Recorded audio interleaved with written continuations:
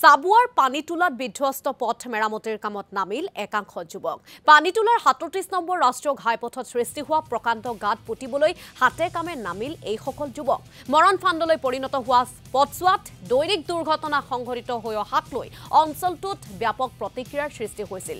বিভাগীয় কৰ্তৃপক্ষক অৱগত কৰোৱাৰ পিছতো বিধ্বস্ত পথছোৱা মেৰামতিৰ ক্ষেত্ৰত বিশেষ গুৰুত্ব আৰোপ নকৰাত এনেদৰে পথ মেৰামতিৰ কামত নামিল এই সকল যুৱক। আৰু এই সন্দৰ্ভত আমাক এক প্ৰতিবেদন আগবঢ়াব সাবুৱাৰ পৰা সাংবাদিক বিশ্বজিৎ ফুকন।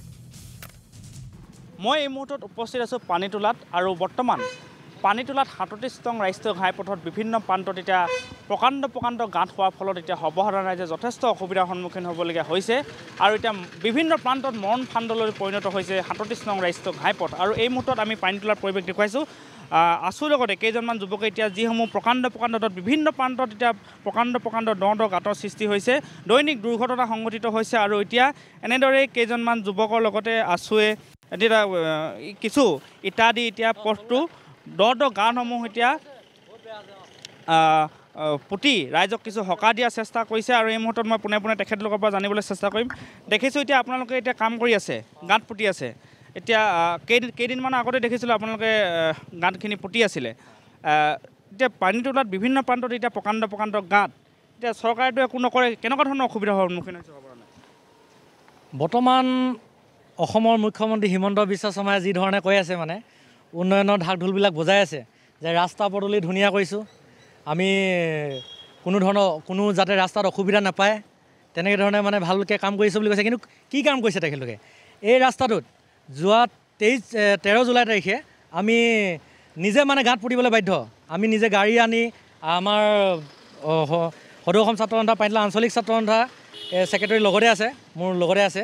আৰু আমি এই ওচৰ পাঁজৰ যিখিনি আমি মানে সচেতন ব্যক্তি আছোঁ, বা সচেতন বুলি নিজকে নকওঁ, কিন্তু যিখিনি গাঁত পুতিছিলে এতিয়া আকৌ গাঁত পুতিছিলোঁ। আমিতো এইটো নহয় যে চিৰস্থায়ীকৈ আমি এটা ৰাস্তা বনাই দিম, আমি চৰকাৰ নহয়, আমাৰ এইখিনি ক্ষমতা নাই। আমি যিমানখিনি পাৰোঁ সিমানখিনি চেষ্টা কৰিছিলোঁ, কিন্তু আকৌ এটা গাঁত প্ৰকাণ্ড গাঁত সৃষ্টি হ'ল।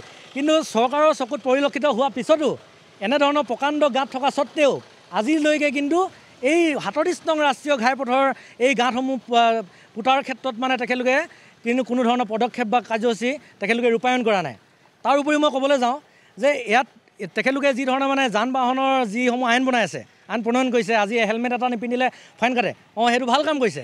কিন্তু হেলমেট নিপিন্ধিলে যে কেৱল এক্সিডেণ্ট হয় এইটো কথা নহয়। আজি এই প্ৰকাণ্ড গাঁততো মানুহে ৰাতি এই প্ৰকাণ্ড গাঁতবোৰৰ ফলত মানুহে ৰাতি দুৰ্ঘটনাৰ সন্মুখীন হ'বলগীয়া হৈছে আৰু বহুজনে মৃত্যুক সাৱটি ল'বলগীয়া হৈছে। এইডোখৰ ঠাইতে বহুত মানুহ মৃত্যু হৈছে এক্সিডেণ্টত। এই গাঁতকেইটা কিন্তু আজি প্ৰায় এবছৰ 1.5 বছৰ হৈ গ'ল, কিন্তু আজিলৈকে সমান কৰি দিয়া নাই। আমি ক'বলগীয়াখিনি আমি কৈছোঁ আৰু চৰকাৰক আমি দৃষ্টিগোচৰ কৰিব লাগে, আমি কৰিছোঁ। যিহেতু পথ অৱৰোধ কৰিলে কিছুমান মানুহৰ অসুবিধা হয়, হয়তো কাৰোবাৰ গৰ্ভৱতী পত্নী এখন গাড়ীত আহি থাকিব পাৰে আৰু ৰাস্তা পদূলি যেতিয়া জাম হৈ যায়, এম্বুলেঞ্চত কোনোবা বেলেগ ৰোগীও থাকিব পাৰে, অসুবিধা হয়। গতিকে আমি এটা ইনডাইৰেক্টলি প্ৰতিবাদ কৰিছিলোঁ। ইনডাইৰেক্টলি এটা প্ৰতিবাদ হওক, যাতে চৰকাৰৰ দৃষ্টিগোচৰ। কথাটো হ'ল প্ৰতিবাদ কৰিলেও কেছ দিয়ে বা বিভিন্ন ধৰণৰ সমস্যা থাকে, প্ৰতিবাদ নকৰাকৈ দৃষ্টিগোচৰ কৰিলেও যেতিয়া গুৰুত্ব নিদিয়ে তেতিয়া কি কৰিব? এইটো আমি কৰিম কি? কিন্তু এটাই কথা কওঁ, মই চৰকাৰখনক পোনপ্ৰথমে আমাৰ যিহেতু গড় কাপ্তানি বিভাগে এইবিলাক চাব লাগে। আৰু আমাৰ যিহেতু তিনিচুকীয়া জিলা আৰু এইটো ৩৭ নং ৰাষ্ট্ৰীয় ঘাইপথ, এই ৩৭ নং ৰাষ্ট্ৰীয় ঘাইপথৰ চোৱা চিতা কৰাৰ ক্ষেত্ৰত বিভাগীয় যি কৰ্তৃপক্ষ আছে তেখেতলোকক কিন্তু মই তীব্ৰ ভাষাৰে গৰিহণা দিছোঁ যে আজি পৰ্যন্ত এই গাঁতসমূহ পুতাৰ ক্ষেত্ৰত বা ৰাস্তাটো সুচল ব্যৱস্থা কৰি দিব নোৱাৰাৰ কাৰণে মই তেখেতলোকক তীব্ৰ ভাষাৰে গৰিহণা দিছোঁ।